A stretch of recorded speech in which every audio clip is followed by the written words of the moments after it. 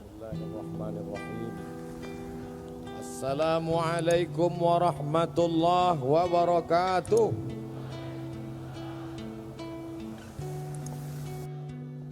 Dari bunyi sambutan salamnya nampaknya banyak yang belum buka puasa.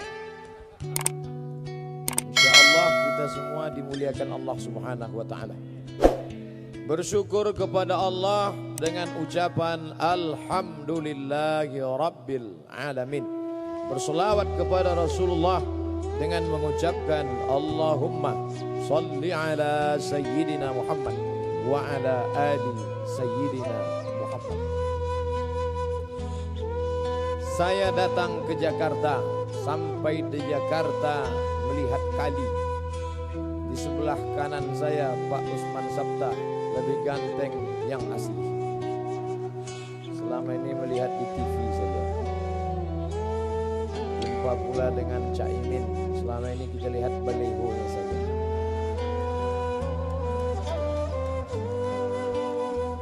Jumpa pula dengan Bapak Dr. Zulkifli Hasan. Alhamdulillah, kemudian di sebelah kanan beliau Bapak Kiai Haji Dr. Hidayat Nur Wahid. Adapun nama-namanya yang tidak saya sebut, mohon maaf. Yang besar tak dihimbau gelar, yang kecil tak disebut nama, encik-encik, puan-puan, tuan-tuan, jemputan majelis, hadirin hadirat, muslimin muslimat. Ada saudaraku yang satu akidah, tapi mungkin kau bukan saudaraku satu akidah, tapi dipersaudarakan dalam negara kesatuan Republik Indonesia. Kita semua insya Allah dimuliakan Allah Tuhan yang Maha Kuasa. Amin. Ya Rabbal Alamin.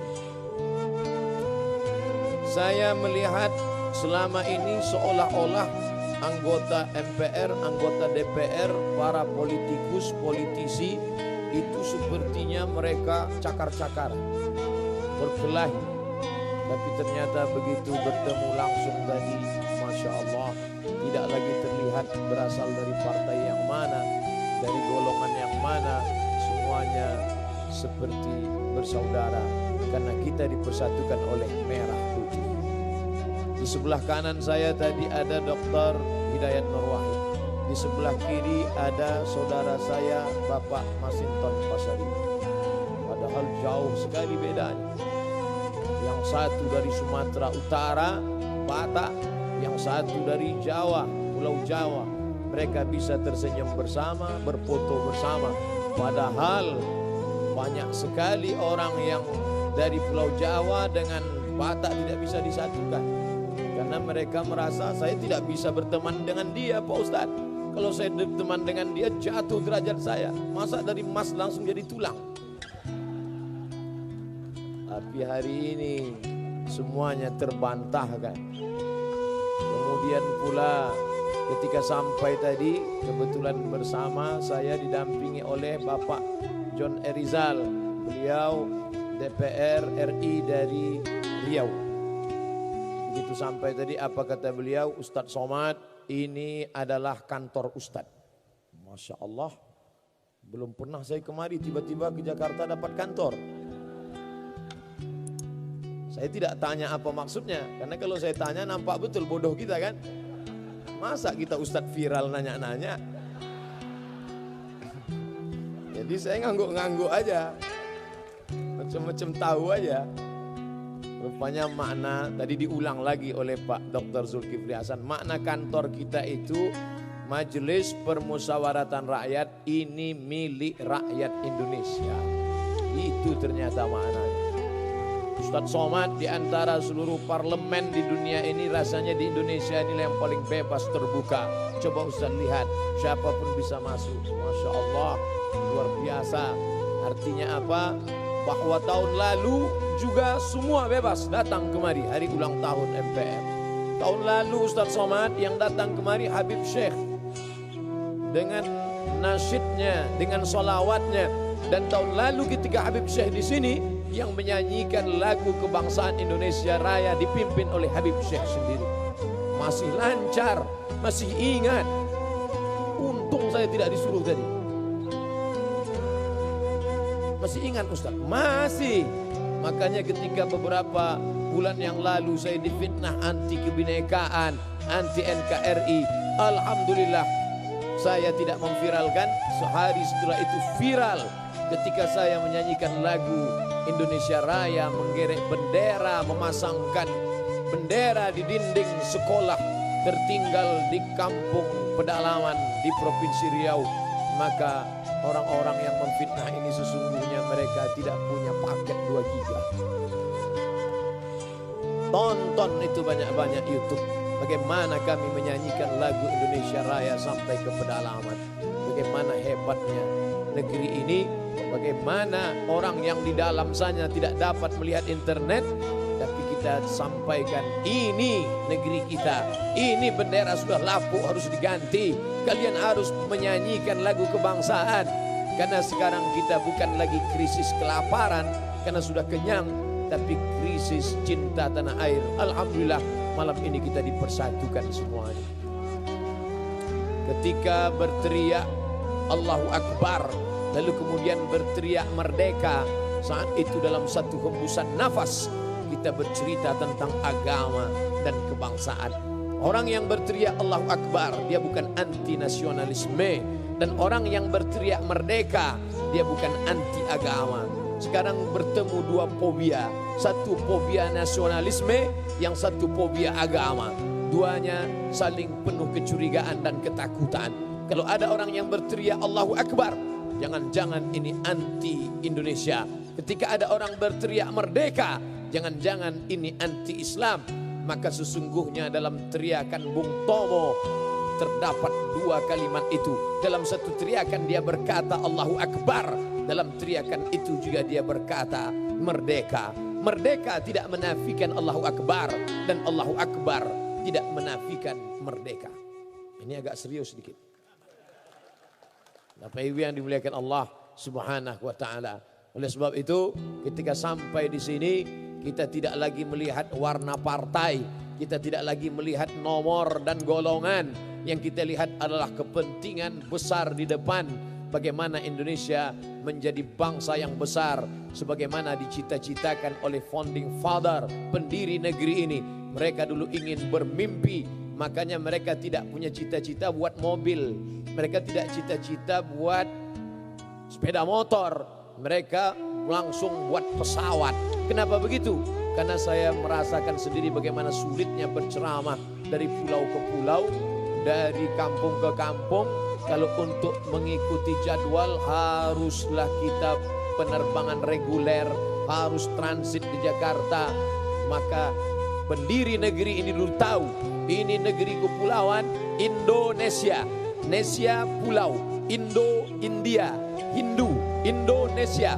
Pulau-pulau yang berasa di bawah India, pulau-pulau yang berada di bawah India. Ini hanya bisa disatukan oleh pesawat terbang. Maka pesawat terbang pun dibentuk, dicetak, dihasilkan oleh negeri ini. Tapi malang tak dapat ditolak, untung tak dapat diraih. Cita-cita kita tinggi, ternyata di balik kampung dusun sana ada anak bangsa yang tak dapat menghidupkan mesin cuci. Pesawat yang kita buat, tapi ada orang yang tak dapat menghidupkan mesin cuci ketika menjadi pembantu di negeri orang. Ustaz tahu dari mana? Mereka kirim WA ke saya. Ustaz Somad, apa hukumnya sholat di dalam WC? Kamu mau ngejek saya ya? Mau ngetes saya ya? Tidak Ustaz, ini serius. Kenapa? Saya tinggal di negeri non jauh di sana, hanya ingin mencari sesuap nasi. Dan ketika tiba waktu sholat, maka saya harus membentang sajadah di dalam WC. Karena supervisor saya kejam. Tidak boleh ada waktu yang terbuang. Time is money. Waktu adalah uang. Meleleh air mata membalas WA mereka, tapi air mata tak dapat menghapus kesedihan mereka. Ketika saya ke Hong Kong, saya tahu semuanya, tahu bahwa saya memang tak masuk ke dalam. Begitu sampai di airport, langsung dipulangkan lagi. Saya masih sakit hati. Tapi lebih menyakitkan lagi ketika kita menceritakan kesusahan kita, orang ketawa. Begitu sampai saya masuk lagi ke dalam, tiba-tiba ada salah seorang pahlawan devisa kita duduk di samping saya. Apa kata dia? Ustaz Somad ya? Ya. Loh katanya ceramah jadwal di sini, saya nggak bisa masuk. Alhamdulillah. Kenapa? Saya bisa foto.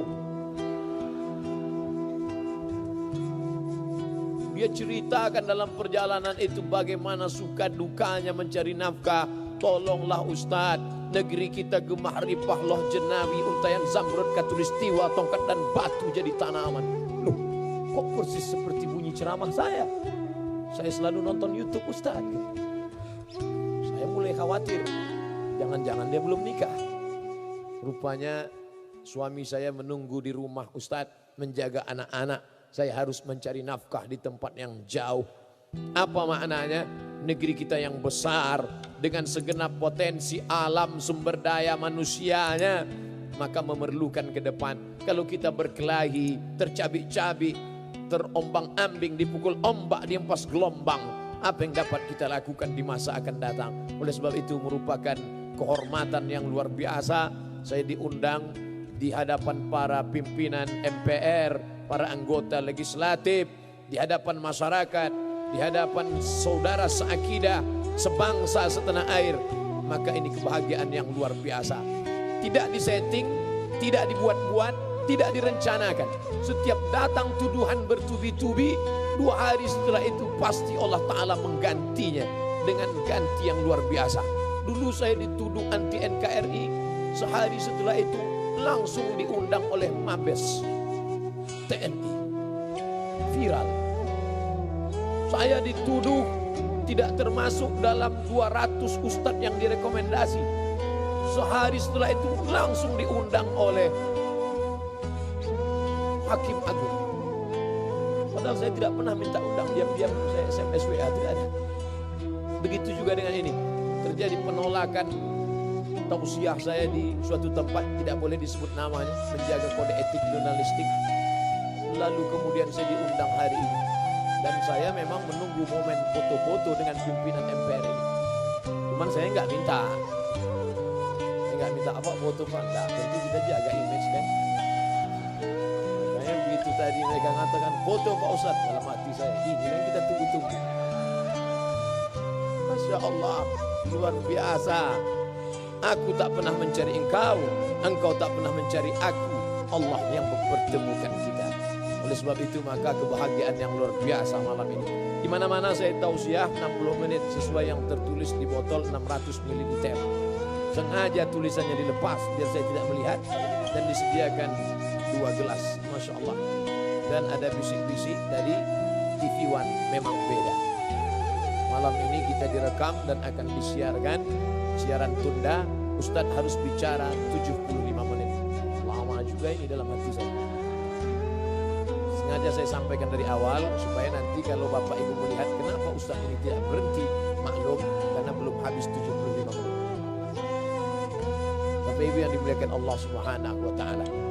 Andai di antara Bapak Ibu ada yang lelah, capek, letih tidak mendengar ceramah ini, menunduk saja. Itu tanda setuju. Karena dalam hadis dikatakan as-sukutu alamatur ridha, diam tanda setuju. Jadi kalau diam, nunduk, walaupun nanti terdengar saya ceramah berapi-api, saya tahu Bapak berair-air di sana, tidak apa-apa, karena kamera tetap hidup menyala, direkam. Yang pakai HP mereka viralkan, yang di YouTube nanti mereka akan like and share, yang TV tentu akan ditonton dalam acara Damai Indonesiaku. Dan saya memang biasa ceramah tidak ada orang. Kemarin acara rekaman untuk Ramadan saya dengan kamera aja berdua.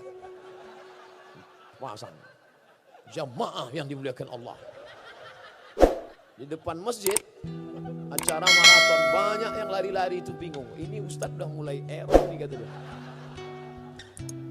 Jadi ini perlu saya sampaikan supaya, karena ada juga orang kalau saya ceramah dia memaksakan diri untuk mendengar sambil pura-pura mengangguk. Nggak apa-apa, yang mau tidur tidurlah. Artinya apa? Bahwa kita sedang berada di kantor kita, di rumah kita. Bapak Ibu jangan heran, kenapa Ustadz bicaranya tidak formal-formal betul. Ini kan orang-orang terhormat, dipilih-pilih rakyat. Orang yang duduk di hadapan ini Bapak Ibu, perjuangannya luar biasa. Berapa baleho mereka? Berapa itu? Di Riau Di Riau itu ada seorang bapak-bapak namanya Pak Suhaimi, kerjanya mencabut paku setiap pagi. Pagi-pagi dia bawa itu pencabut paku, mencabut paku yang ada di pokok-pokok kayu bekas foto-foto yang memanjat ke pokok kayu. Kalau dekat-dekat musim pilkada dan pileg, itu kerja dia mencabut. Artinya apa? Mereka berjuang luar biasa. Yang paling sulit sekarang ini adalah mengumpulkan orang banyak. Itu yang paling susah sekarang. Gimana cara mengumpulkan orang banyak? Kadang sudah diundang artis dangdut, enggak juga ramai. Macam-macam artis yang diundang.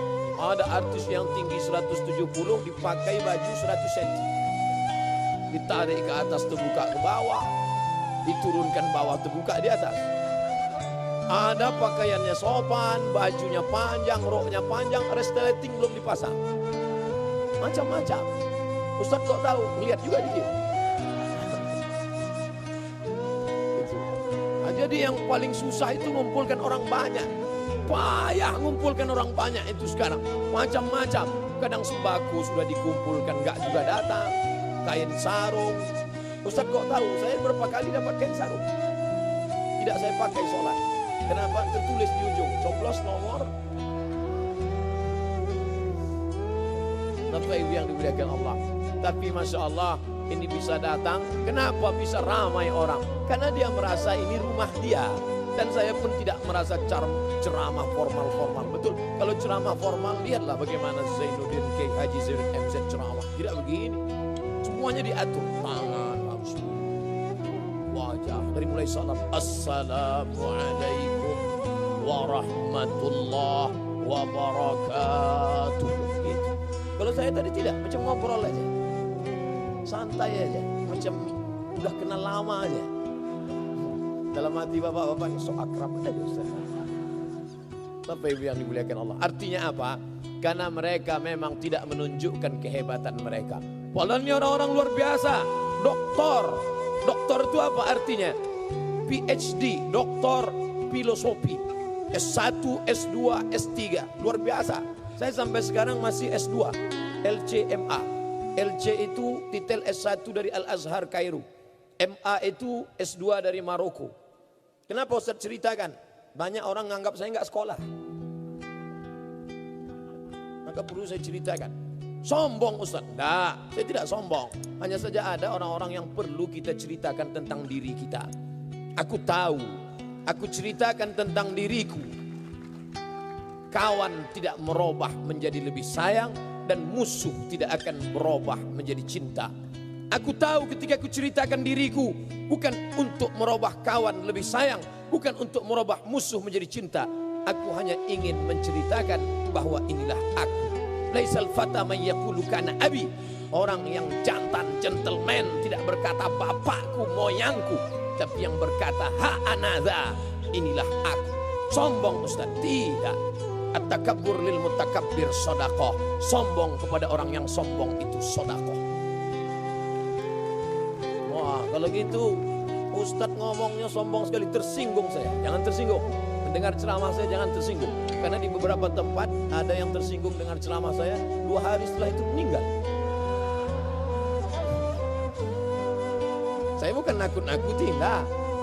Dan saya tidak pula mengatakan saya hebat, tidak. Hanya memang ajalnya sudah sampai. Itu saja. Dan beberapa orang yang divonis mati, begitu mendengar ceramah saya tidak jadi mati. Saya ceramah di suatu tempat, selesai acara datang ketua panitia. Ustaz Somad, ya saya sudah masuk rumah sakit. Gimana? Cipto Mangunkusumo. Masya Allah, hebat itu rumah sakit. Ustaz pernah ke sana? Belum. Dengar aja di TV. Saya sudah divonis koma Pak Ustaz. Koma itu Bapak Ibu tahu, sedikit lagi titik. Koma itu bunyinya belum panjang, masih ada putus-putusnya. Titik. Itu koma. Kalau titik itu panjang dia. Koma dia. Datang dokter mengatakan bawa ini pulang ke rumah. Istri menangis. Orang kampung sudah tak ada harapan. Bawa pulang ke rumah.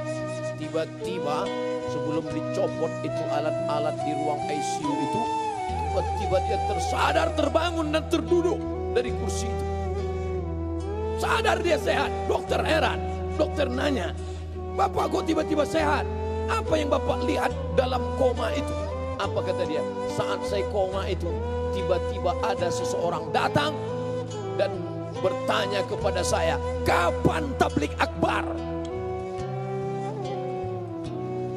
Maka saya tersentak, terbangun. Saya punya hutang, harus buat tablik akbar." Dokter nanya, "Yang datang itu siapa?" "Ustadz Somad." Dibentuknya tim panitia tablik akbar.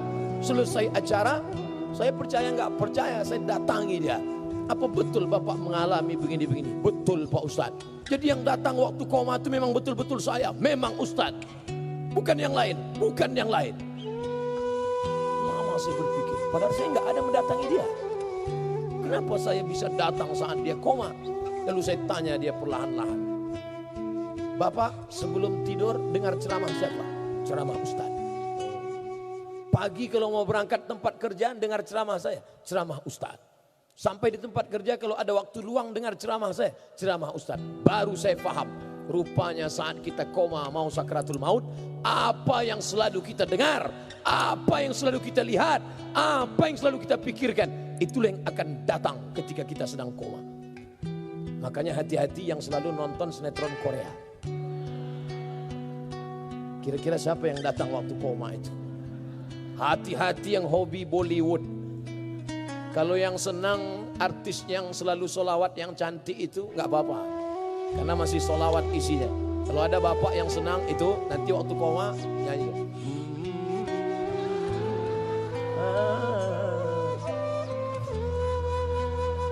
Nggak apa-apa. Berhati-hati kalau nyimpan simpanan selingkuhan, hati-hati.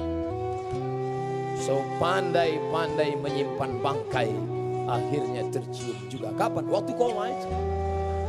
Mantan. Saya bukan nakut-nakuti, nah. Cuma sekedar ngasih tahu aja. Bapak Ibu yang dimuliakan Allah. Oleh sebab itu, pikirkanlah tentang Allah, pikirkanlah tentang umat, pikirkanlah tentang bangsa. Betapa indahnya saat kita koma, apa yang keluar dari mulut kita? Bangsa Indonesia. Bangsa Indonesia. Itu kalau direkam viral itu. Anggota MPR berada di ruang ICU membisikkan bangsa. Bangsa. Oh, luar biasa itu. Tapi bayangkan kalau ada di antara bapak dan ibu sedang terbujur kaku, yang keluar dari mulutnya apa? Kiong racun kucing garong. Cinta satu malam. Kabikaci kabigam coach kotahi. What can I do for you? No woman no cry. Yang nyanyi gak paham, yang dengar gak paham. Dua-duanya sama-sama ngangguk. Tahu apa yang dianggukkan? Artinya apa? Apa yang kita sering pikirkan, apa yang kita sering perjuangkan, itu yang akan menyertai kita sampai akhir hayat kita. Mudah-mudahan kita selalu memikirkan yang baik-baik saja, insya Allah. Tadi saya mulai karena saya bicara di kantor MPR, maka saya mesti mencari apa itu tugas MPR. Menjaga, menetapkan Undang-Undang Dasar 1945, itu nomor 1. Yang kedua, melantik presiden dan wakil presiden. Dalam hati saya, kalau mau saya kemarin di sini buat bilang.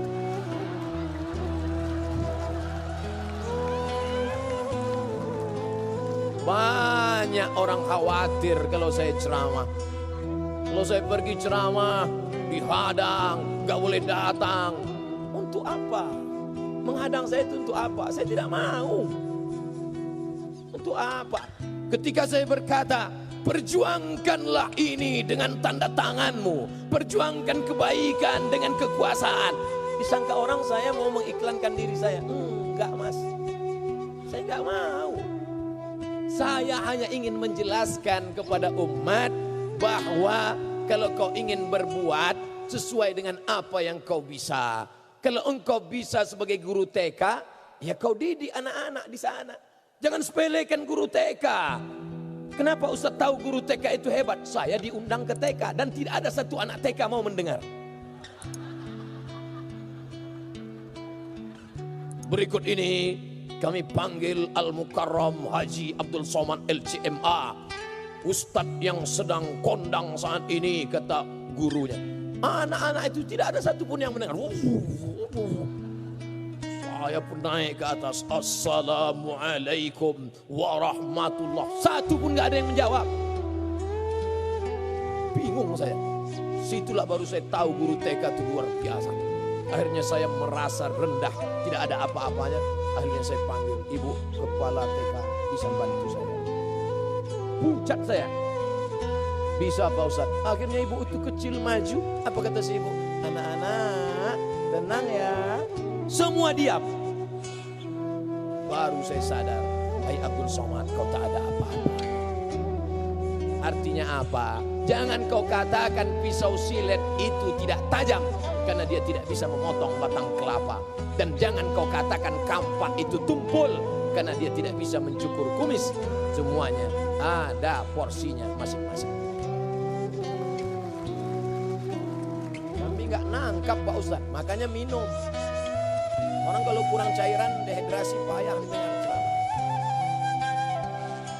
Semua kita punya porsi masing-masing. Saya bukan politisi, saya bukan politikus. Saya akademisi, intelektual, ustadz. Saya menjelaskan tentang agama saya. Saya menjelaskan tentang rahmatan lil alamin. Oleh sebab itu maka ketika saya berbicara tentang kekuasaan, tentang Islam, tentang hebatnya politik, maka saya tidak mengiklankan diri saya. Oleh sebab itu jangan khawatir saya akan bangkit. Saya sudah lama tegak berdiri. Tapi saya katakan sampai akhir hayat saya ingin menjadi ustadz. Ini ceramah ini tidak tahan lama. Paling-paling 10 tahun ini menggelegar. Sekarang masih kuat lagi. Allahu Akbar. Tapi 10 tahun lagi begitu ditarik. Allah. Jadi 10 tahun lagi ustadz mau ngapa? Saya akan mengajar mengaji di dekat rumah saya. Duduk, tenang. Saat itu 20-30 tahun akan datang. Sekarang umur 41. Walaupun banyak yang mengatakan 27. 30 tahun lagi saya tidak lagi bisa tausiah. Saya akan duduk di dekat rumah. Anak-anak keliling akan datang membaca Quran. Ustadz tidak khawatir mereka nanti akan mengejek Ustadz. Saya tidak ragu. Kalau mereka ejek-ejek, Ustadz, saya tidak akan marah. Kenapa? Mata saya sudah rabun. Tidak bisa melihat mereka. Nanti kalau mereka ribut Pak Ustadz ngajar ngaji mereka ribut di sana. Saya tidak akan ambil pusing. Telinga saya sudah tuli. Saya tidak dengar keributan mereka. Tapi saya tidak ingin sunyi di tengah keramaian. Saya ingin menikmati hidup. Saya datang ke rumah salah seorang guru besar di bulan suci Ramadan. Ingin menyenangkan hatinya. Ingin melihat bagaimana dia di bulan suci Ramadan. Meleleh air matanya. Anakku, aku ramai dulu. Tapi sekarang aku sunyi di tengah keramaian. Dulu yang selalu datang sekarang tak lagi datang. Dulu yang mengantarkan aku sekarang sudah pergi menjauh. Anak-anak bapak mana? Sibuk dengan istri dan menantu-menantu. Anakku sayang, tapi menantuku itu yang kurang ajar. Cucu bapak mana? Sibuk dengan gadgetnya. Tak ada mereka menjenguk bapak. Ada, dijenguknya aku akhir pekan. Tapi kami duduk, silent generation. Cucuku sibuk tertawa sendiri. Menantuku pula sibuk dengan WA-nya. Anakku pula sibuk dengan selfie-nya. Tinggallah aku menonton berita. Apa yang bapak lihat? TV One memang beda. Untung masih engkau ada di sana, nak. Dalam acara Damai Indonesia, masih terhibur aku melihat engkau di sana. Kau adalah salah satu murid. Padahal saya tak tamat di sekolahnya. Sekarang banyak orang ngaku saya murid. Artinya apa? Bahwa ada masanya kita sunyi di tengah keramaian. Lalu lintas hiruk pikuk. Tapi kita sedang sunyi, sepi. Dan kita tak ingin hari-hari itu terjadi pada diri kita. Hari berganti, musim berubah. Bulan begitu indah. Saya sebenarnya ingin mencontohkan bulan begitu indah. Malang tak dapat ditolak, untung tak dapat diraih. Tak nampak bulan. Bulan yang indah, bulan 15, purnama sedang menampakkan cahayanya. Tapi berapa lama purnama itu saudaraku? Purnama tak lama, 15, 16, 17, 18, masuk 2021. Bulan yang begitu indah, lama sesudah itu hanya bongkahan batu-batu, hanya bongkahan kerikil-kerikil yang tak bermakna, gelap. Sampai masanya juga begitu. Begitulah hidup manusia. Hebat, tinggi, berkuasa. Sampai akhirnya turun, down, hilang, mati. Kalau mati tidak apa-apa, setengah mati. Begitu juga perempuan. Perempuan adalah kuntum. Setelah kuntum dia akan mekar. Setelah mekar dia akan harum mewangi. Setelah itu dia mulai kuncup. Setelah itu dia pun menguning dan mati. Oleh sebab itu maka kita mesti tahu hakikat hidup. Bahwa hari ini adalah pengabdian.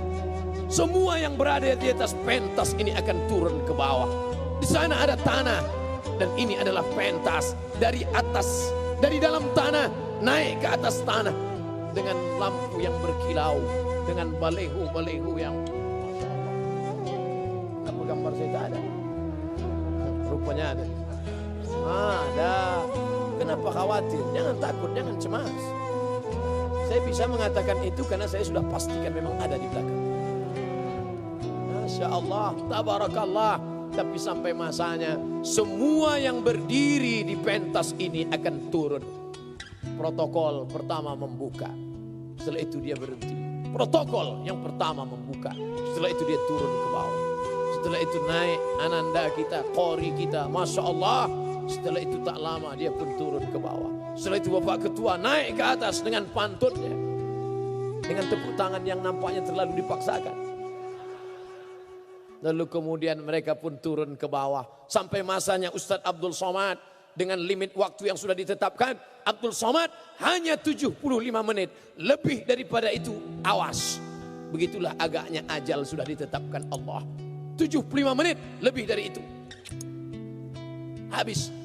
Maka Abdul Somad hanya tegak. Setelah itu selesai. Adakah orang yang mau bertahan di sini? Begitu acara selesai, panitia menutup, tiba-tiba tetap bertahan. Bapak enggak pulang. Saya ingin kekal abadi selamanya di sini. Tidak ada. Inilah panggung sandiwara. Inilah panggung. Maka berbuatlah apa yang bisa kau buat di atas. Abdul Somad hanya bisa berceramah dari masjid ke masjid. Dari tanah lapang sepak bola ke stadion. Tapi hari ini Masya Allah. Di tempat yang terhormat, yang hebat, yang luar biasa. Maka kesempatan untuk menyampaikan kebaikan-kebaikan. Rahmatan lil alamin. Naik dari dalam tanah. Naik ke atas tanah. Semua yang hadir di sini. Mau Jawa, mau Sunda, mau Batak, mau Melayu, mau Minangkabau, mau Makassar, mau Banjar. Semuanya berasal dari Adam. Kalau ada yang merasa tidak dari Adam, tolong angkat tangan. Dari Adam alaihissalam sampai Adam Smith. Semuanya berasal dari Adam. Dan Adam dari tanah. Dari tanah kembali menjadi tanah. Dari debu akan menjadi debu. Ambil debu, letakkan ke tapak tangan, hembus. Itulah engkau. Makanya kalau ada kawanmu yang sombong, atasanmu yang angkuh, ambil debu, hembuskan ke wajahnya. Itulah engkau. Kalau dia marah, Pak Ustadz, saya tak tanggung jawab. Kau siapa? Kau tidak ada apa-apanya. Kau hanya tanah. Hari ini kau dimuliakan. Yang mulia, yang terhormat, Al-Mukarram Haji Abdul Somad LCMA. Masya Allah. Kenapa Ustaz Masya Allah? Saya sendiri bilang. Kalau tak saya muji saya siapa lagi? Orang memuliakan kenapa? Karena Allah ingin memuliakanmu. Ditiupkannya ruh ke dalam jasadmu. Fanafakhtu fihi min ruhi. Tanah yang sebelumnya diinjak-injak, yang sebelumnya kotor, yang sebelumnya hina, yang sebelumnya rendah. Tiba-tiba tanah itu bisa naik ke atas. Jadi kami ini semuanya dari tanah Pak Ustadz. Ya, semua dari tanah. Kalau memang semua dari tanah berarti sifatnya sama. Sama, rendah hati, tawadu, baik-baik. Kenapa kawan saya itu tidak baik? Dia dari tanah juga, cuma tanah sengketa. Tapi jangan ini dijadikan untuk menunjuk orang. Kita kalau dapat ilmu itu 1 ke orang, 4 itu ke kita. Jangan pulang dari sini nampak kawan, kau yang tanah sengketa. Jangan. Orang kalau dapat meteran biasanya dipakainya untuk mengukur orang. Jangan ukur dirimu, ukur bayang-bayangmu. Kau dari mana? Kau akan kemana? Kau singgah di sini berapa lama? Dan yang akan kau bawa mati nanti apa? Maka kalau pernah kau berjuang dengan jabatan, dengan kekuasaan, pernah kau tebarkan rahmatan, keselamatan untuk berapa? Yang berjuang di kabupaten, Pak Bupati, penduduknya berapa? Ya kami sekitar 300.000 Pak Ustadz. Yang menikmatinya hanya 300.000. Bapak Gubernur penduduknya berapa? 6,5 juta Pak Ustadz. 6,5 juta yang menikmatinya. Tapi ketika kau bisa berbuat lebih besar, DPR RI, MPR, DPD, maka ini kesempatan yang luar biasa. Hebat amalnya Pak Ustadz. Apa amalnya? Baca Yasin. Baca Yasin bukan amal orang yang punya kekuasaan. Karena siapapun bisa baca Yasin. Anak TK pun bisa baca Yasin. Apa amal dia? Amal dia hebat Pak Ustadz. Rajin puasa sunat. Puasa sunat semua orang bisa. Yang paling rajin puasa sunat ibu-ibu. Sekaligus diet. Apa amal dia? Dia hebat tahajud malamnya Pak Ustadz. Security juga banyak tahajud malam. Amalmu apa? Amalmu menjaga Undang-Undang Dasar 1945 dan Pancasila. Merdeka. Itu amalmu. Apa amalmu? Satu, ketuhanan yang Maha Esa. Dan yang menjadi benteng ketuhanan Maha Esa itu adalah MPR RI. Allahu Akbar. Tidak ada yang bisa menggeser ketuhanan yang Maha Esa. Ada yang cemas akan bangkit komunis, akan bangkit ateis, akan bangkit orang yang tidak bertuhan. Insya Allah selama MPR dengan orang-orang yang percaya kepada Tuhan tidak akan bangkit itu komunis. Banyak yang mencemaskan komunis. Saya tidak cemas sedikit pun. Sedikit pun saya tidak cemas. Kenapa? Yang berada di atas ini orang-orang yang komitmen dengan ketuhanan yang Maha Esa. Tapi tadi ketika saya duduk, saya ditinggalkan oleh mereka. Permisi Pak Ustadz, Pak Zul pergi sholat, Bapak John Erizal pergi sholat, Bapak pergi sholat, tinggal saya sendiri.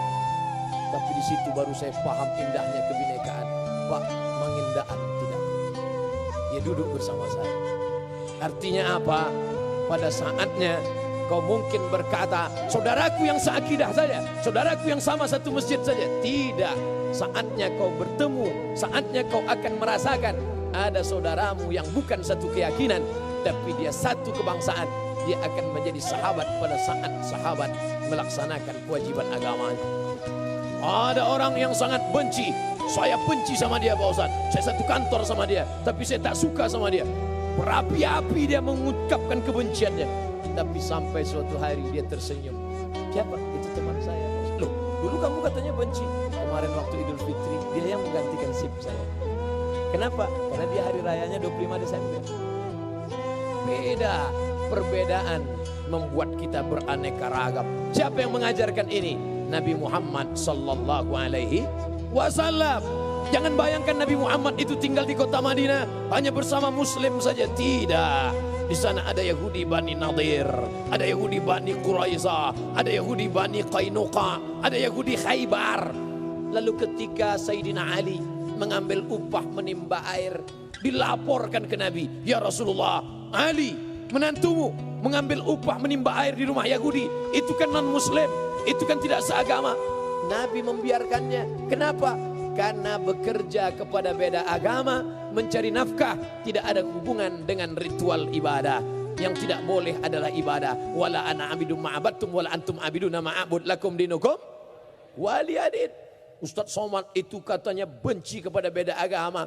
Loh, ketika kita berbeda, yang dipakai itu bukan akidahnya, bukan ritualnya, tapi pekerjaannya. Sepakat semua ahli sejarah ketika Nabi Muhammad SAW pindah dari kota Makkah menuju kota Madinah, 8 hari 8 malam naik onta. Yang menjadi pembimbing guide penunjuk jalan bernama Ibnu Uraiqid. Ibnu Uraiqid non Muslim. Padahal yang Islam banyak. Mengapa Nabi tidak pakai jasanya?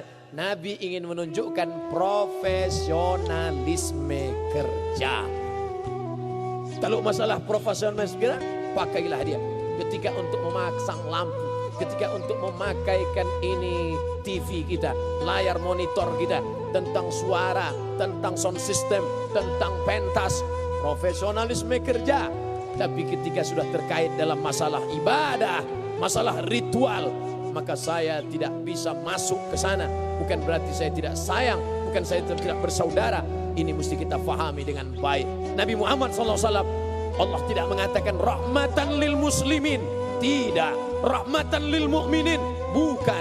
Tapi dia katakan rahmatan lil alamin. Baru saja beberapa hari yang lalu hari raya kurban. Apa yang Ustaz lihat? Sapi pertama akan dipotong oleh Ustaz Abdul Somad. Saya pun datang. Ustaz yang motong? Enggak, nengok aja. Kenapa Ustaz enggak motong? Saya ini enggak sampai hati, Pak. Tapi selama ini Ustaz ceramah mengatakan cara motong begini, harus dari bawah, 2 urat mesti putus, ada urat makan, ada urat nafas, ada nadinya. Tapi Ustaz ceramah teori aja. Saya enggak berani motong ini, Pak. Yang motong itu harus yang ahli, yang pandai memotong, Pak. Dia yang punya ilmunya. Saya enggak ngerti. Saya tidak bisa motong ini. Tapi kalau sudah dipotong tak sampai hati pula untuk membiarkannya. Artinya apa? Dia mengerti, dia faham, maka datang tukang potong. Bismillah, atas nama Allah. Wallahu akbar, Allahu akbar. Allahumma taqabbal min fulan bin fulan. Terimalah dari fulan bin fulan. Kata Nabi, idza dzabhtum fa ahsinu dzabha. Kalau kau menyembelih, tajamkan pisaunya. Sakit hati, marah karena ayam sering masuk rumah, lalu ditusuk dengan kuku yang tajam. Gak boleh. Marah sama kambing, hei kambing, selalu mengacau, selalu merusak, maka nanti awas akan kupotong engkau pakai pisau tumpul. Gak boleh. Diambil tulang iga, dipotongkan ke leher ayam, haram. Islam mengajarkan tajamkan pisaunya, dan menajamkan pisau tidak boleh di depan mata kambing. Datang seorang Arab Badui, dia ambil kambing, dia jatuhkan ke tanah, dia asah mata pisau di depan mata kambing. Nabi marah. Aturidu antumitaha mau ta'atin. Apakah kau mau buat kambing ini mati berkali-kali? Apa maknanya? Menteror kambing saja tidak boleh, apalagi menteror anggota legislatif. Gak boleh. Menteror kambing saja tidak boleh, apalagi menteror ustaz. Itu caranya, jangan sebut ustaz duluan. Bapak Ibu yang dimuliakan Allah Subhanahu wa taala, apalagi kalau sampai ibu-ibu menteror bapak-bapak. Kita paham bapak kerja, sidang, luar kota, meninjau, reses segala macam, itu harus paham. Mas, awas kalau lama-lama. Oh jangan, ini tugas negara. Apalagi mereka hadir pengajian. Man kharaja fi talabil ilmi, siapa yang keluar rumah untuk menuntut ilmu, fa huwa fi sabilillah, maka dia sama macam orang yang berjihad fi sabilillah hatta yarji'a, sampai dia pulang ke rumah. Tapi jangan disalahgunakan, nanti pulang jam 3. Assalamualaikum Bapak. Waalaikumsalam. Di mana? Jihad. Dengan siapa? Ustaz Somad. Kalau memang betul sama Ustaz, mana buktinya? Ini video. Saya heran, kenapa Bapak ini foto sampai 2-3 kali? Padahal sekali aja kan cukup. Rupanya yang ini untuk dipakai hari Senin, dipakai untuk hari Selasa. Sehingga kalau ada yang nanya, di mana? Dengan Ustaz Somad. Tak, saya tidak menyindir. Saya Ustadz yang tidak pandai menyindir sampai sekarang. Tidak bisa saya menyindir orang, karena saya trauma. Dulu pernah diundang ke salah satu masjid, kata ketua masjid, Ustadz Somad, tolong sindirkan ada orang kaya. Kenapa? Dia pernah nyumbang 300 juta, uangnya diambil lagi. Jadi apa yang mesti saya katakan? Sampaikan hadis, orang yang nyumbang ngambil lagi, maka nanti dilaknat Allah. Oke, saya sampaikan. Al-aidu ila hibatihi, orang yang nyumbang ngambil lagi sedekahnya, kal kalbil ladzi ya'udu ila qai'i, seperti anjing yang menjilat muntahnya. Selesai acara, mohon maaf Pak Ustaz, yang disindir enggak datang. Sejak itu saya enggak mau sindir-nyindir. Saya mau to the point aja. Besok itu maka jangan tersinggung. Kalau kebetulan sama, ya senasib aja. Bapak Ibu yang dimuliakan Allah Subhanahu wa taala. Untuk apa kita bicara harus diatur, harus begini, harus begitu? Enggak, saya lepas-lepas aja. Makanya banyak juga orang yang dengar ceramah saya, dia bukan mau mencari pelajaran, kira-kira kapan dia salah. Enggak bakalan ketemu. Orang saya udah latihan. kapan dia nyebut nomor, kapan dia nyebut partai, kapan dia nyebut orang. Gak bakalan saya sebutkan. Andai pun saya sebutkan, habis itu saya klarifikasi. Mohon maaf atas kekeliruan ini. Dengarkanlah yang baik-baik. Khusma sofa da'ma kadar. Ambil yang jernih, buang yang keruh. Maka ketika ada diberikan Allah kesempatan untuk beramal, beramallah. Tentu sesuai. Kalau semut amalnya, ya bawa 1 butir gula. Semut hitam, bawa 1 gula. Tapi kalau engkau seekor gajah, ya bawalah 1 batang kayu balak yang besar. Sesuai dengan kemampuanmu. Gajah engkau, ya bawa balak besar. Semut engkau, bawa 1 butir gula. Tapi kalau ada gajah bawa gula, keterlaluan. Gajah apa namanya itu? Gajah fakir. Gajah bakhil. Oleh sebab itu, saya nggak paham bahasa Ustadz. Memang Ustadz internasional itu agak susah dipahami ceramah. Saudaraku yang dimuliakan Allah Subhanahu wa taala, sampai masanya kita akan menghadap Allah. Saat itu kawan sahabat luar biasa. Saya beberapa kali protokol memanggil, berikut ini kami panggilkan Ustadz 1 juta viewer kata dia. Itu saya luruskan. Kamu kalau bicara hati-hati. Walaupun kita kawan akrab, kalau keliru harus saya luruskan. Apa kamu katakan tadi? 1 juta viewer. Salah saya bilang. 1 juta follower. Salah saya bilang. Instagram saya 4 juta sekarang. Bapak Ibu yang dimuliakan Allah Subhanahu wa taala. Artinya apa? Yang 4 juta itu kalau saya mati, kira-kira ada enggak yang mau nemani agak semalam? Enggak ada. Kawan tertawa banyak, kawan tersenyum banyak, tapi saat meneteskan air mata, tak banyak yang bisa bersama dengan kita. Tapi insya Allah yang hadir malam ini, kalau dapat berita Abdul Somad mati, semuanya akan mengirimkan Al-Fatihah insya Allah. Tengok, banyak yang semangat kan? Belum mati aja kita udah amin kata dia. Begitu cinta mereka. Cak Imin insya Allah akan buat tahlil 7 hari 7 malam. Menangis juga Cak Imin meneteskan air mata. Kenapa? Kenapa Ustaz ke rumah dulu maunya ceramah baru tinggal. Kita tidak pernah sedih. Kenapa orang beriman tak pernah sedih? Karena niatnya pasti sampai. Innamal a'malu binniyat. Niat pasti sampai.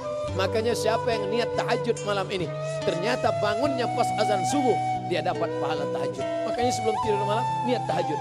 Bangunnya pas azan subuh dapat pahala tahajud. Tapi jangan tiap malam begitu. Tiap malam. Tiap malam. Ini sekali-sekali oke. Kalau tiap malaikat tentu komplain juga. Ya Allah ini tiap malam gini. Kasih juga dia surga yang kosong kata Allah. Memang surga juga tapi kosong. Kosong pun jadilah Pak Ustaz daripada masuk neraka. Tentu kita melihat tidak begitu. Idza sa'altumullah, kalau kau meminta kepada Allah, fas'aluhul firdaus. Kalau minta sama Allah jangan yang pinggiran. Kalau minta itu target utama, minta itu yang atas. Minta ya Allah masukkan aku dalam jannatul firdaus. Begitu. Targetnya harus 100. Bahwa dapat 10 ya enggak apa-apa. Jangan 10, dapatnya 1. Target tertinggi. Oleh sebab itu maka ketika kita menargetkan amal saya harus banyak. Jangan ada yang kosong hampa daripada amal. Siapa lagi amal yang paling banyak kalau bukan orang-orang yang mewakili rakyat. Maka ketika dia bisa memperjuangkan ketuhanan yang Maha Esa, dijaga umat ini dari ateis, dijaga dari LGBT. Tidak ada agama yang bertuhan. Hindu, Buddha, Kristen, Katolik, satupun agama yang bertuhan tidak ada membenarkan itu. Tapi ketika itu bisa dipertahankan, diperjuangkan, selamat anak bangsa, maka ini perjuangan yang luar biasa. 73 tahun kita merdeka, masih tetap bertahan ketuhanan yang Maha Esa. Apakah masih bertahan besok lusa? Tidak ada kepastian. Semuanya tergantung hari ini apa yang kita lakukan. Masya Allah, tabarakallah, umat Islam ramai. Hari besar non muslim di tempat yang lain ramai. Artinya apa? Orang masih bertuhan. Orang masih percaya kepada Allah. Orang masih memegang sila pertama, ketuhanan yang Maha Esa. Siapa yang menjadi bentengnya? Siapa yang menjadi pemerakarsanya? Siapa yang menjadi security-nya? Siapa yang menjadi benteng pertahanannya? Kita berdoa MPR, orang-orang yang mengemban ini tetap istiqomah sampai akhir hayat insya Allah. Tapi tentu kita tidak lagi tinggal di kerajaan Sriwijaya, Majapahit, kami di Riau, Kerajaan Siak Sri Indrapura, Nangro Aceh Darussalam dengan putra mahkota. Sekarang tidak. Sekarang kita pakai sistem demokrasi. Suara terbanyak, suara Tuhan. Suara yang paling banyak, suara yang benar. Oleh sebab itu maka tidak boleh ada anak bangsa yang golput. Setuju? Tidak boleh. Dia harus memilih. Gunakan suaramu. Dalam ujung jarimu kau bisa menunjukkan kekuasaan. Satu batang lidi tidak bisa buat apa-apa. Botol yang dia usir patah. Tapi kalau sapu lidi yang besar, jangankan botol, maling dia pukul mati kontak. Apa maknanya? Suara-suara kebaikan, orang-orang baik, orang-orang bertuhan harus memilih orang yang bertuhan. Kenapa? Karena orang yang berhantu tidak akan mungkin memilih bertuhan. Sekarang di zaman edan banyak orang yang tidak bisa membedakan mana Tuhan, mana hantu. Tuhan. Maka yang bertuhan, yang berketuhanan yang Maha Esa harus bersuara, harus memilih. One man, one vote. Satu orang, satu suara. Begitu saya sebut food, langsung datang food. Food ini makanan. Food kaki. Tapi yang saya maksud adalah VOTE. Vote. One man, one vote. Satu orang, satu suara. One man, one choice. Satu orang, satu pilihan. Gunakan telingamu. Dengar baik-baik. Siapa dia? Bagaimana track recordnya? Bagaimana program kerjanya? Gunakan matamu. Pandang baik-baik. Lihat wajahnya, lihat gambarnya. Kira-kira sama tak antara wajahnya dengan gambarnya? Saya tidak menunjuk gambar yang lain, gambar saya aja. Kalau sama, pilihlah dia. Berarti tidak ada pencitraan di antara dia. Apa maknanya? Integritas, kejujuran, kerja, perbuatan, amal. Bukan NATO. No action, talking only. Ini Ustadz Somad ngomong no action, talking only. Nampaknya dia terus yang ngomong dari tadi. Ada orang-orang yang memang disuruh ngomong.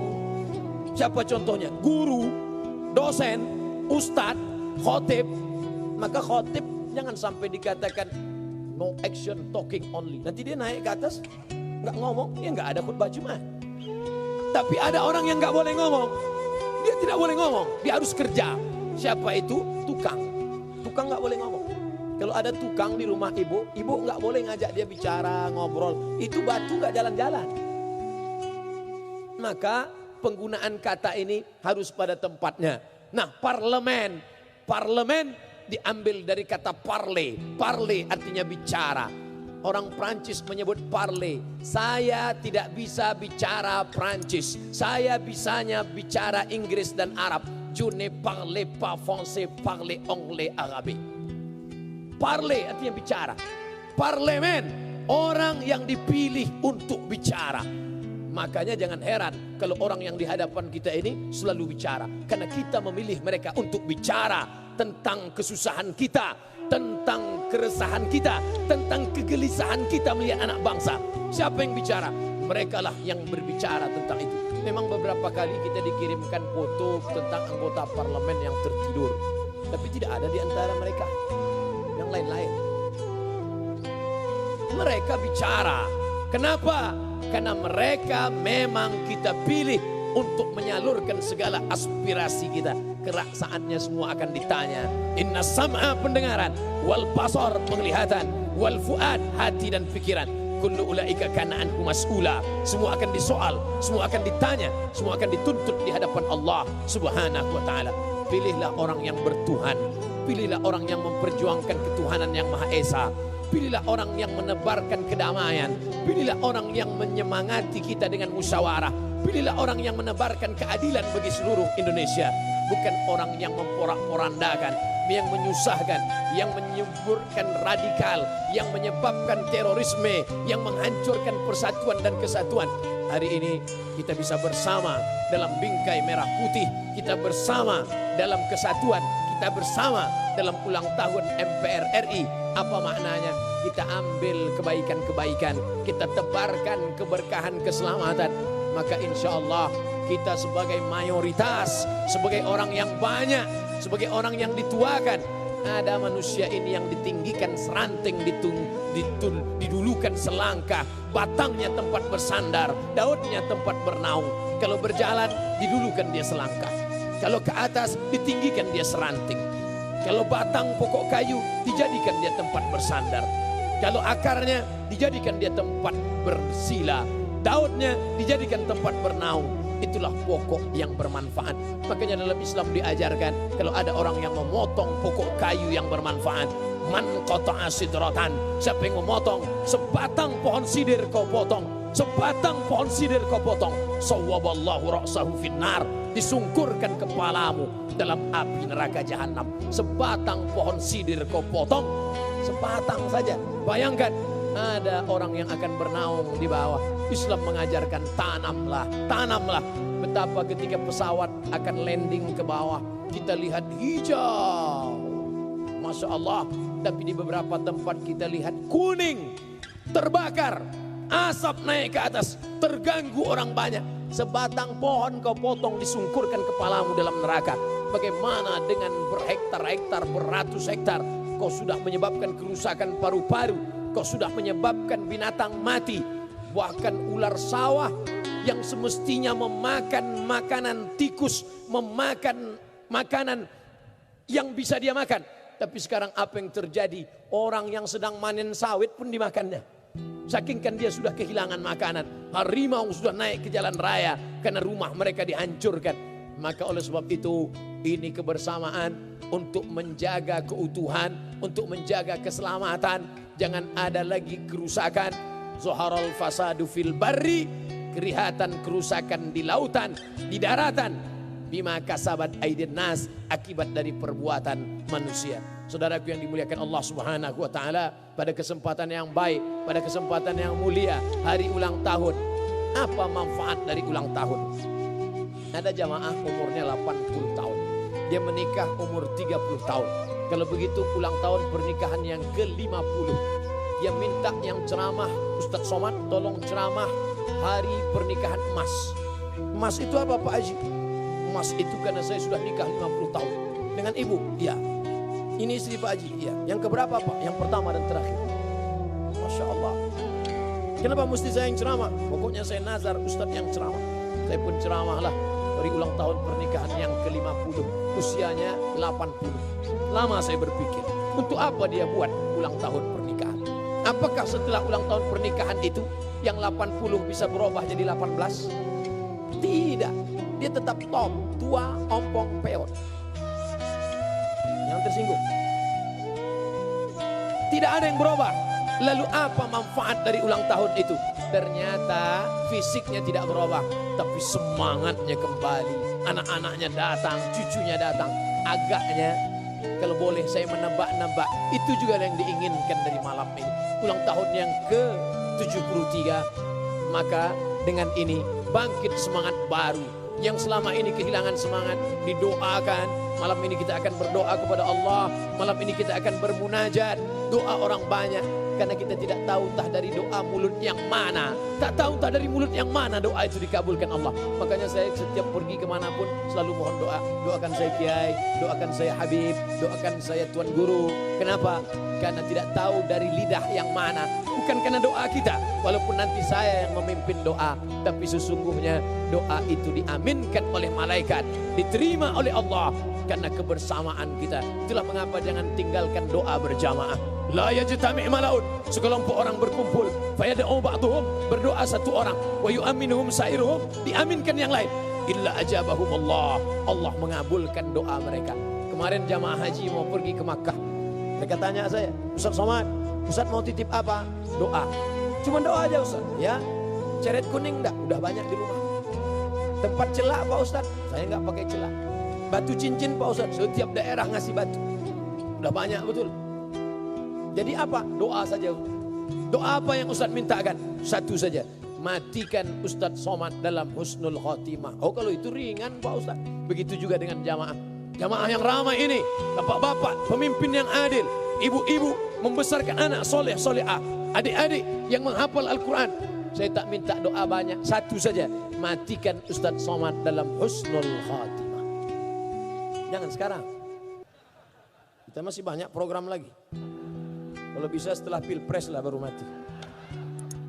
Bukan untuk saya, untuk bapak ibu juga, untuk umat ini. Apa kata Nabi? Seandainya engkau punya doa makbul, doamu makbul, dijamin diterima, garansi. Tapi doanya cuma satu, jangan minta istri solehah. Karena yang dapat menikmatinya hanya engkau saja. Kawan-kawanmu cuma ngences nengoknya. Jangan minta istri solehah, tapi mintakanlah Allahumma rzuqna imaman adila. Berikan kami pemimpin yang adil dan amanah. Kenapa? Karena kalau dia amanah, satu negeri akan mendapatkan rahmat dan keberkahannya. Maka jangan pernah berhenti berdoa. Jangan pernah berhenti berdoa. Di mana-mana saya, kalau selesai sholat, kalau saya jadi imam, pasti saya berzikir. Afdhalul zikri fa'lam annahu la ilaha illallah, la ilaha illallah, la ilaha illallah. Mengundang pintu-pintu langit terbuka. Setelah itu baru saya pimpin doa. Ini sekarang banyak orang habis sholat, salam, pulang. Kamu cemayang gak berdoa. Doa, angkatkan tanganmu. Kamu kenapa gak mau berdoa? Beda doa saya dengan doa imam Pak Ustaz. Kenapa? Dia minta hujan, saya enggak.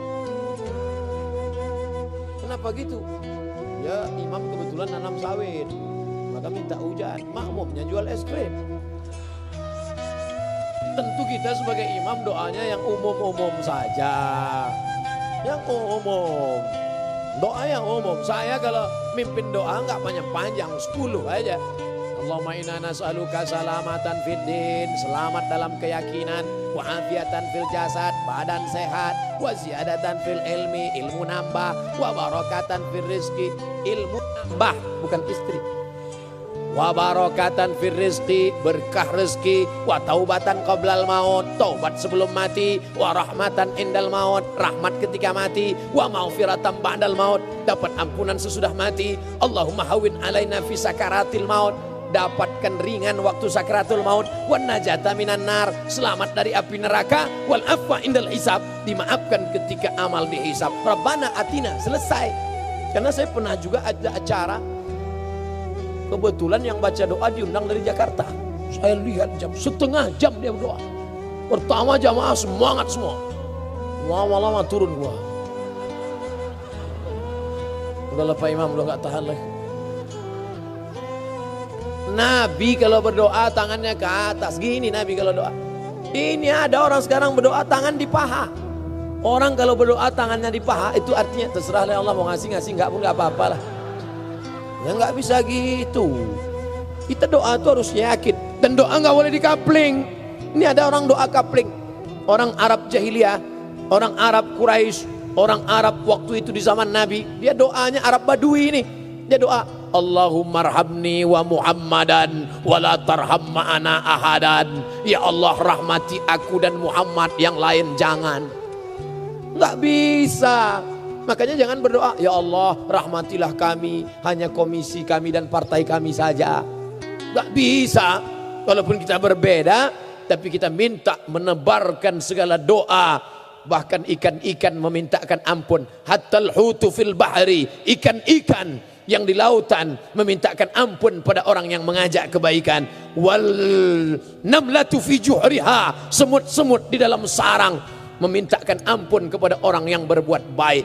Maka siapapun kita menebarkan kebaikan, mintakan doa. Doa, apapun doanya, mintakan kepada Allah. Hanya saja kalau bisa doa itu yang difahami. Saya tidak mengatakan yang nggak paham bahasa Arab, ya silakan doa. Ustadz kalau doa pakai bahasa Indonesia, iya. Tapi Ustadz lama di Arab, kadang-kadang pakai bahasa Arab juga.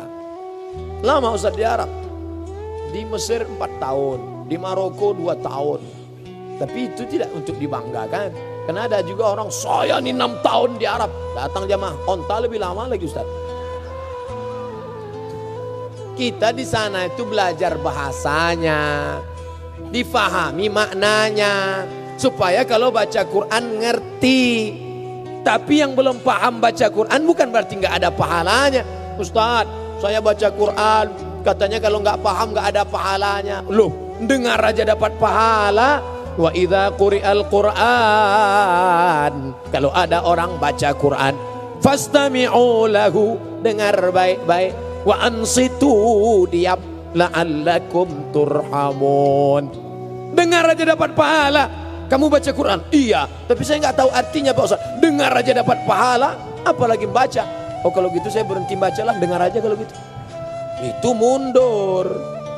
Artinya ada prosesnya. Pertama dengar, setelah itu baca, habis itu pahami maknanya. Yang selama ini yasinan merubah. Hari ini kita yasin tapi kita pahami artinya. Al-yauma nakhtimu ala afwahihim. Al-yauma, hari ini, nakhtimu, kami kunci, afwahihim, mulut mereka. Hari ini kami kunci mulut mereka. Surat Yasin itu. Kenapa mulut dikunci waktu itu? Karena mulut inilah yang paling pandai bersilat lidah. Benarkah ini rekaman suara Anda? Sebentar Pak Akid. Benarkah ini rekaman suara Anda? Seperti suara saya, tapi nampaknya ada yang meniru. Rekaman CCTV ditampilkan di layar. Ini gambar Anda, video Anda. Memang betul Pak Akid. Kalau begitu Anda bersalah. Saya korban konspirasi politik. Lidah pandai. Tapi saatnya nanti, al-yauma nakhtimu ala afwahihim. Lalu yang bicara siapa? Wa tukallimuna aydihim. Tangan akan bicara. Siapa yang akan menjadi saksi? Wa tashhadu arjuluhum. Kaki akan bersaksi. Bima kanu yaksibun. Itulah maka disuruh baca Yasin. Baca Yasin saat orang meninggal dunia, enggak salah, tapi pahami maknanya. Baca Yasin saat pindah rumah baru, enggak salah, tapi pahami maknanya. Hari ini masih baca Yasin, silakan. Seumur hidup baca Yasin, masalah. Memangnya Allah enggak menurunkan surat yang lain? Apalagi kalau bacanya cepat-cepat, ujung-ujungnya aja.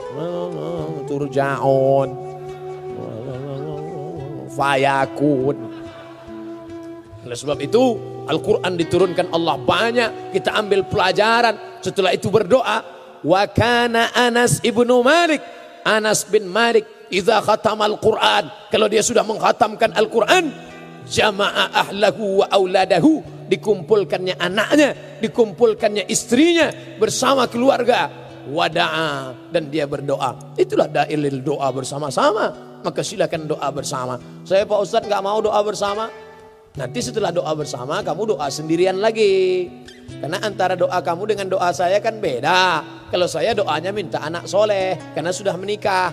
Kalau kamu doanya kan minta istri. Mudah-mudahan yang belum menikah dipertemukan Allah dengan jodoh yang baik-baik. Yang bilang amin yang belum nikah. Ini yang sudah nikah. Amin. Minta doa kepada Allah Subhanahu wa taala. Pak Ustaz, doa itu mesti disuarakan atau enggak? Ya doa disuarakan. Yang satu enggak mau. Untuk apa kita bersuara berdoa? Kan Allah tahu apa yang ada dalam hati kita. Allah enggak perlu engkau dengarkan. Tidak perlu kau perdengarkan suaramu. Allah bukan tuli, Allah bukan peka. Lalu doa kuat itu untuk apa? Untuk dirimu sendiri, untuk menanamkan keyakinan pada dirimu. Itu fungsi doa. Ini banyak yang berdoa saya lihat mulutnya diam. Apa yang diminta? Ya Allah, sebenarnya banyak yang kumintakan padamu, tapi rasanya tak perlu kusebutkan satu persatu karena ku yakin kau tahu yang mintakan untuk mensugestikan dalam diri kita, membangkitkan semangat kita, tapi jangan terlalu detail. Ini adalah doa terlalu detail. Ya Allah, ini mau jual tanah, panjangnya 25 kali 30, sebelah kanan dengan Pak Ketua MPR, sebelah kiri DPR, depan jalan raya, harga masih naik. Dan khusus untuk ibu-ibu, kalau doa itu bersifat pribadi, apalagi doanya di masjid, jangan kuat-kuat, nanti dengar kawan sebelah. Ya Allah, suamiku sering keluar kota, apalagi musim reses, aku khawatir dia punya simpanan. Kata kawan, sama siapa? Ya, sebab itu gerak-gerakkan aja mulut. Kalau ada yang nanya, ente doa apa? Mau tahu aja. Orang yang tidak mau berdoa, sombong, angkuh. Nabi Muhammad SAW yang dijamin Allah, wala saufa yu'tika rabbuka fatarda. Apapun yang kau mau akan kuberi ya Muhammad. Apa yang kau mau akan kuberi. Tapi dia tetap berdoa. Ini orang tidak mau berdoa, sombong. Orang yang tidak mau berdoa itu angkuh. Ente enggak berdoa? Enggak Pak Ustaz. Kenapa enggak berdoa? Yang lama aja belum dikabulkan, ngapain nambah yang baru? Astagfirullah. Aku tidak tahu doaku diterima atau tidak, kata Sayyidina Umar bin Khattab. Tapi aku terus berdoa. Kenapa? Karena aku yakin doa itu adalah ibadah. Dengan berdoa kita tidak akan menjadi orang sombong. Kalau berhasil, kita tidak akan bangga karena ada campur tangan Tuhan di dalamnya. Kalau kita gagal, kita tidak akan stres, depresi, stroke, mati. Kenapa? Karena kita berkata skenario rencana Tuhan lebih indah dari yang aku pikirkan. Selalu bersandar kepada Allah. Kalau kau sedang di atas, tempelkan keningmu ke lantai. Bersujud bersimpuh kau rendah di tanah. Kau sedang down, jatuh, maka kau naik ke atas, tegakkan kepalamu, angkat tanganmu, Allahu Akbar. Tidak ada kecuali dua. Karena sampai masanya kita akan tu'izzu man tasha, naik ke atas, wa tudhillu man tasha, jauh ke bawah. Kalau kau sedang di atas, tempelkan keningmu ke lantai di tengah malam.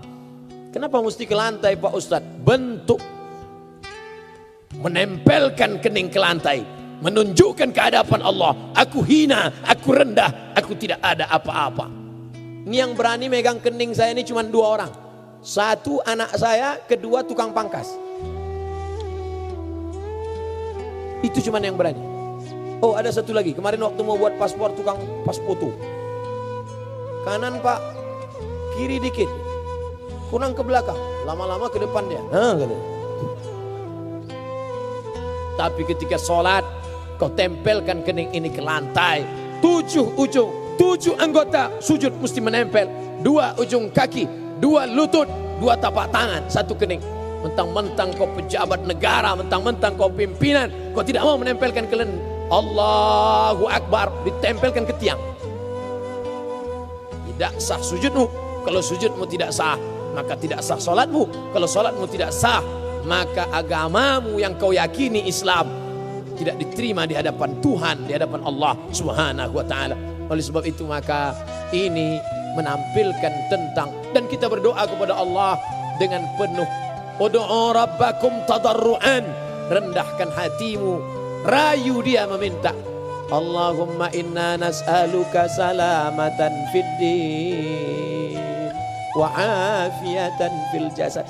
Sebelum kau mati kau katakan wa taubatan qablal maut wa rahmatan indal maut wa maghfiratan ba'dal maut. Allahumma hawwin alaina fi sakaratil maut. Ini seberapa masjid ada saya dengar bentak-bentak. Maut. Maut. Ini kok bentak-bentak. Bayangkan kita bawa proposal ke bapak-bapak yang mulia. Pak, kami semen, kerikil, batu bata. Tentu dia panggil security, tangkap nih gila nih. Tentu kita rayu. Kami mohon ada bantuan 5 sak semen. Kalau tidak ada 2 kotak keramik. Kalau nggak ada kerikil 1 truk. Kalau nggak ada parah kali ya. Bapak Ibu yang dimuliakan Allah Subhanahu wa ta'ala, ternyata saya cukup cemas malam ini berada di hadapan orang-orang yang dipilih oleh rakyat, putra-putra terbaik bangsa, di hadapan mereka di tengah malam sampaikan ceramah. Sanggup tak saya ceramah depan mereka 75 menit. Akhirnya masa-masa sulit itu berlalu juga. Terima kasih segala perhatian, mohon maaf segala kekhilafan. Akhirnya saya ucapkan selamat hari ulang tahun MPR. Semoga kita mendapatkan rahmat dari Tuhan yang Maha Kuasa insyaAllah. Kenapa Ustaz minta rahmat? Alasan saya rahmat 2. Pertama, karena di pembukaan Undang-Undang Dasar, atas berkat rahmat Allah dan hadis Nabi, la yudkhilal jannata ahadakum amaluhu, kamu tak masuk surga karena amalmu, bukan karena etos kerjamu. Lalu masuk surga karena apa? Illa ayyataghammadani Allahu bi rahmati, karena rahmat Allah. Karena rahmat Allah kita bersama. Tapi ingat, orang yang tak ada kasih sayang dalam hatinya, maka Allah tak menurunkan rahmat. Kita mintakan turun rahmat itu ala hazihin niyah, untuk niat yang baik ini. Bertawassul dengan Al-Fatihah.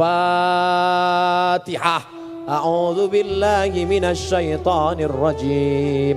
Bismillahirrahmanirrahim. Alhamdulillahi rabbil alamin. Ar-Rahmanir Rahim,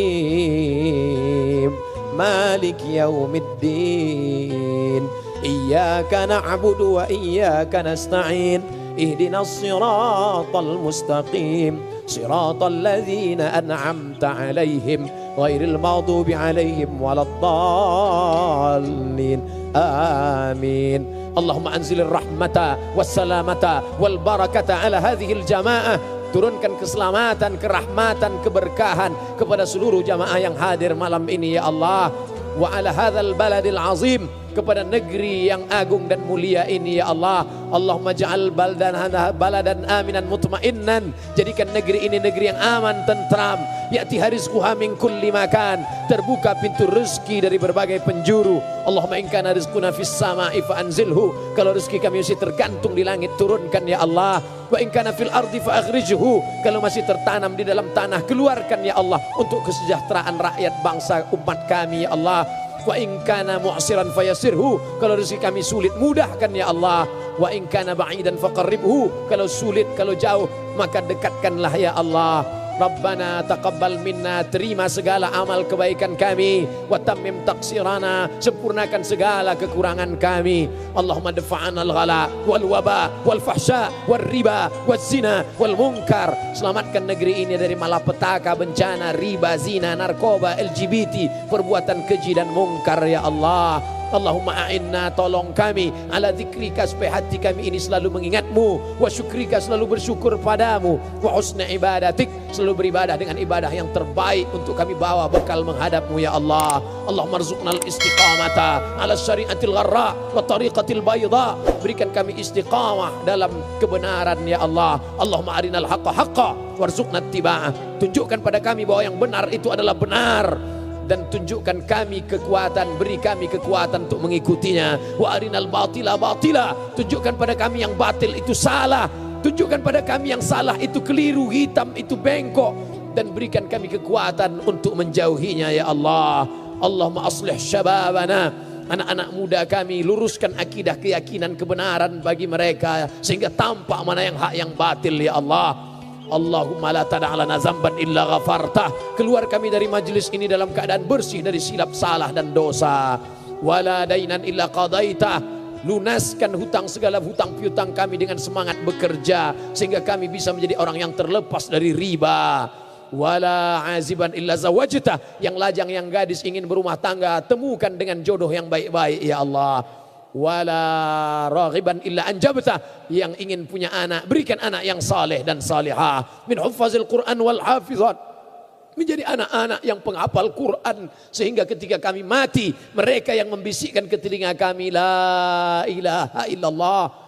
Allahumma ja'alna ruhama fima bainana, jadikan kami orang-orang yang berkasih sayang di antara kami. Allahumma ja'alna rahmatan lil alamin, jadikan kami menjadi orang-orang yang menjadi rahmat bagi semesta alam, bukan menjadi laknat dan duka cita, nestapa bagi makhluk hamba-hambamu ya Allah. Allahumma akhtim lana bi husnil khatimah wa la takhtim alaina bi su'il khatimah. Allahumma ja'al akhira kalamina inda intihai ajalina qaula la ilaha illallah Muhammadur Rasulullah sallallahu alaihi wasallam. Rabbana atina fid dunya hasanah wa fil akhirati hasanah wa qina adzaban nar. Wa sallallahu ala sayyidina wa maulana Muhammad wa ala alihi wa sahbihi wasallam. Walhamdulillahi rabbil alamin. Taqabbalallahu minkum minna wa minkum taqabbal ya karim. Wallahul muwaffiq ila aqwamit thariq wa huwa yahdi ila sawa'is sabil. Terima kasih segala perhatian, mohon maaf segala kekhilafan. Wassalamu alaikum warahmatullahi wabarakatuh.